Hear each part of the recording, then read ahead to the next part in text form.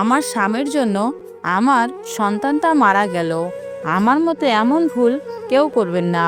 বিয়ের 5 মাস পরেই জানতে পারি আমি মা হতে চলেছি। সবার মতো আমিও অনেক খুশি ছিলাম, তবে এই খুশি যে আমার ক্ষণিকের জন্য হবে এটা আমি কখনো ভাবিনি।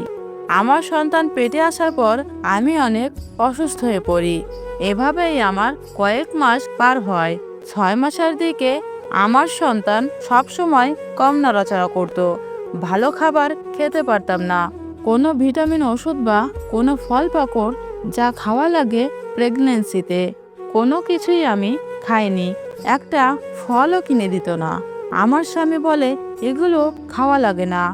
আর আমাদের অবস্থাও তেমন ভালো ছিল না। আমি আমার স্বামীকে কিছুই বলতাম না। গ্রামে থাকি, আমার অনেক কাজকামও করতে হতো।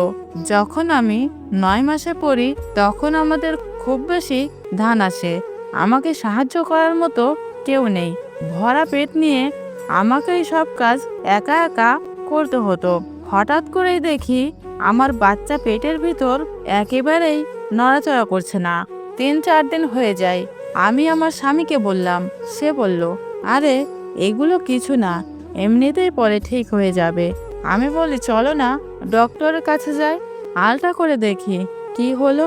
আমার বাচ্চা 3-4 দিন ধরে নড়াচড়া করছে না।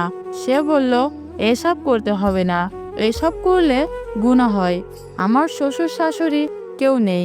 আমার স্বামীও আমাকে ডাক্তারের কাছে নিয়ে গেল না।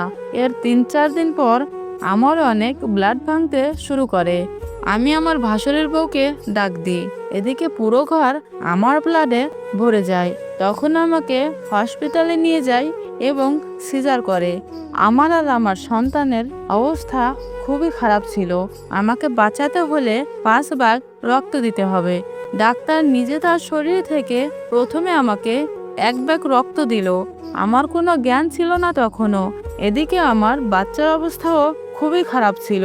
পেটের মধ্যে একদমই অক্সিজেন কম পাওয়ায় আমার বাচ্চাটা নড়াচড়া করছিল না। বাচ্চাটাকে আইসিইউতে রাখা হয়। ডাক্তার বলেন, আপনি আসতে দেরি করে ফেলেছেন। আমার বাচ্চার পেটে অক্সিজেন না পাওয়ার কারণে তার অবস্থা খুবই খারাপ হয়ে যায়। সন্তানের কষ্ট আমি আর সহ্য করতে পারছিলাম না। 9 মাস আমি তাকে পেটে রেখেছি। আমি জানি আমার কতটা কষ্ট হয়েছিল। ডাক্তার কিছু পরীক্ষা করলো। ডাক্তার বলল, বাচ্চাটাকে বাঁচানোর সম্ভাবনা একদম কম। মাথায় যেন আকাশ ভেঙে পড়লো। আমি আমার বাচ্চাটাকে ঠিক করে ছুঁতেও পারলাম না। 3 দিন আইসিইউতে থাকার পর আমার সন্তানটা আমাকে ছেড়ে চলে গেল। জীবনের সাথে যুদ্ধ করে আমার বাচ্চাটা চলে গেল না ফেরার দেশে। আমার সন্তান মারা যাওয়ার জন্য আমার স্বামী দায়ী। যখন আমার পেটে আমার বাচ্চাটা নড়াচড়া করছিল না, তখন আমি আমার স্বামীকে বলি, তখন যদি আমাকে হসপিটালে নিয়ে আসতো তাহলে হয়তো আমার সন্তানটাও বেঁচে যেত। আমার কাছেও টাকা ছিল না যে ডাক্তার দেখাবো। আমার মতো এমন ভুল কেউ করবেন না। এই স্টোরিটি একটা আপুর জীবন থেকে নেওয়া। একটাবার ভাবুন তো, 9 মাস গর্ভে রাখার পর ওই বাচ্চা যদি পৃথিবী ছেড়ে চলে যায় তাহলে ওই মায়ের কি অবস্থা হতে পারে।